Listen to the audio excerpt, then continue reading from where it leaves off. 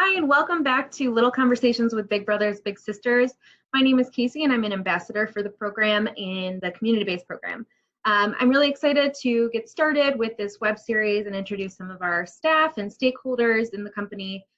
So I'm excited to be here with Elena Chase. Elena, how are you? I'm doing all right. Casey, how are you? Yeah, I'm good. Doing anything to pass the time? I've been reading a lot. I watch a lot of reality TV, so that's kind of embarrassing. And then I do volunteer shifts like once or twice a week, so that is something that makes me feel more productive. Yeah, and keeps you busy. Absolutely. So can you tell me a little bit more about your role with Big Brothers, Big Sisters and how long you've been here? Yeah, for sure. So my role is a customer relations specialist. So basically what I do is I'm kind of the first point of contact with volunteers that come in through our agency. I run our orientations with our new volunteers, and then I kind of do the processing with them moving forward in the program. I have been with Big Brothers Big Sisters since September, which is actually when I moved to Chicago. So pretty much since I've been in Chicago. Great. And so you said you usually run the orientations in person. What is an orientation? Tell me a little bit about that info session. What does it mean? Yeah, for sure. So it's usually like an hour to an hour and a half presentation that's just some more information about our community-based program. So we kind of go through who our volunteers are, who our kids are, and then how we make matches in our program, and then next steps for volunteers moving forward. Okay, so you are definitely the first point of contact. They see you. And at orientation, you said we go over a lot of things. Typically, we usually have fingerprinting, right? Yes. So we do still require background checks. It's just for right now, all of our fingerprinting is not happening until further notice, but that is something that we require. So they see you first, they attend an orientation. What's next? So basically after orientation, we make sure that everyone gets their paperwork in. We have paperwork there at orientation, and then now that we're doing webinars, we send out that paperwork via email. And then people have to complete an online application. And then we do background checks, as you said. Once those are passed through, then we start doing reference checks. So we do references for people who have experience with kids. We get references for those, in addition to kind of anyone else that they'd like to list as a reference. So like friends, family members, coworkers, partners, spouses, things like that.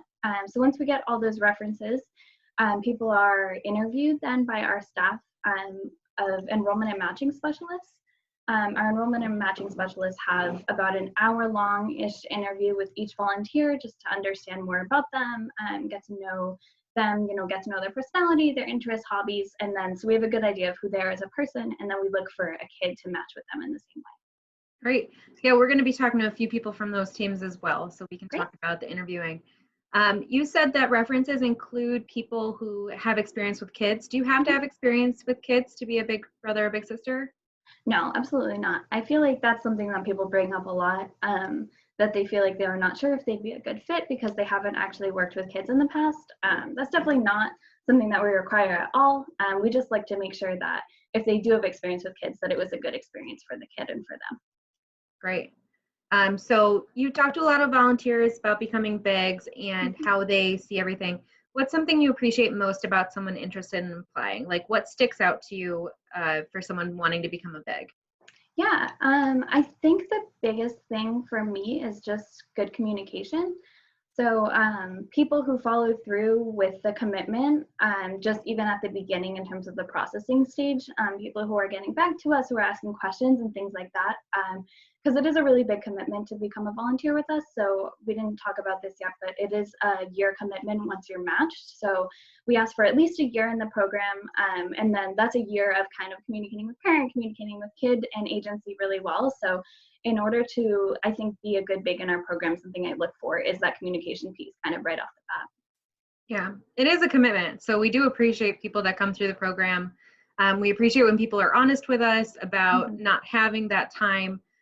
It's 2 to 4 times a month. And I don't know if you look at your screen time on your phone, but I think I definitely have a couple hours to spare.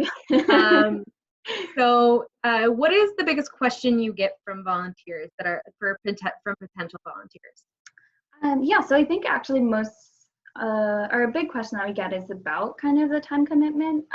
So people hear that they have to meet with their little 2 to 4 times a month. And then people have questions about, how long those outings would have to be once they're in them. And then if people, tend to meet on weekends, if people tend to meet more, more like 4 times a month or more like 2 times a month. And if we have preferences, or what if they have to go on vacation for a month, and like a bunch of kind of special circumstance questions like that, we get a lot in terms of commitment. So, just talking to people, I think about, the importance of kind of varying those outings and saying like, we don't have a specific, like, you don't have to meet for 4 hours every time you meet, but just kind of, maybe one weekend you'll want to spend a whole day together, and then the next outing, you'll just like grab dinner, just go for a walk or something. So kind of just varying those outings, I think, is something that we talk about a lot.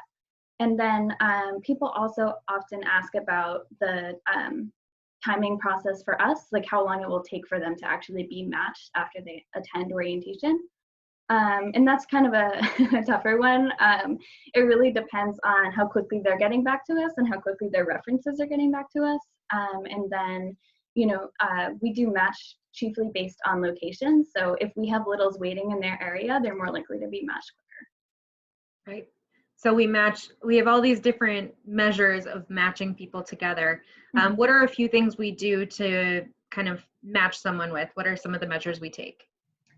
So of course, location is most important. So we match within a 45-minute traveling radius of someone kind of home to home, because you do have to pick up and drop off your little at their home for outings. So that's always most important. We're looking in your neighborhood, we're looking for something that feels convenient enough so that you'll, look forward to going on your outings every week. And then we match based on personality and then hobbies and interests. So a lot of our bigs, so say a big is kind of more on the shyer side, they might not want a little who's also shy, because then they might not, have that much to talk about. So if they're looking, they think about themselves and say like, what, I am pretty shy, I think someone more outgoing would be a better fit for me. So we try and match based on personality as well. Yeah. And by preferences, right? So if a parent wants a specific thing out of a big, or if a big says, I'm not comfortable with this age group, but I'm more comfortable with this age group, we always try and respect all of that. Right. So you said, pick up and drop off is the big's responsibility. Does a big need a car? No, they don't need a car. That used to be a requirement in our program, but it's not anymore. So bigs can now use CTA if they're in the city, and then Uber, Lyft, or rideshare as another option. Okay, great. And you talked a little bit about the time commitment. I know, like we talk about in orientation is, if you go to like a Bulls game, the tickets are free for you from us. So if you go to a Bulls game, it's going to take you a lot longer. So like it's going to take 4 to 5 hours to have that outing. But like you said, they could just go out for dinner or go for a walk. And first of all, that is a lot less expensive. We always encourage those free and low cost activities. But it is a really good way to connect with someone. It's a good way to have that one-on-one time and talk about their day, just check in and say hi. Right, absolutely. Yeah, I know a lot of our bigs kind of do a lot more activity, really heavy activity outings at the beginning when they're just getting to know each other, because I think they're sometimes nervous, like we might not be able to have a conversation for 2 hours when we're first getting to know each other. And I think that over time, once you're more comfortable with each other, just being able to go for a walk or like go for dinner or something feels like a really comfortable and like fun option too. Yeah.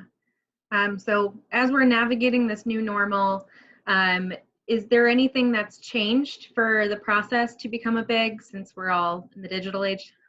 Yeah, so I guess pretty much everything, but also nothing. So all of our orientations, as you said, are now online webinars that are run by us, me and Casey. And then we're not currently requiring fingerprints, because obviously you have to go and do that in person. So that's kind of put on pause for the moment. But in terms of background and reference checks, otherwise they're pretty much the same. And then the interview process moving forward will now be over like a video call instead of in person. Great. And final question, do you have any cute stories you want to share? Anything you've heard from our coworkers or that you've seen? Any fun stories? Yeah, absolutely. So it's kind of fun to figure out what bigs are trying to do in this time and figure out how they're making the virtual mentoring thing work. So a lot of our bigs have been obviously like FaceTiming with their littles and stuff like that. but I know I'm sure you saw this too, but one of our Biggs made a birthday video for his little. So his little, I think they've been matched for like 8 years or something, a really long time. And his little turned 16.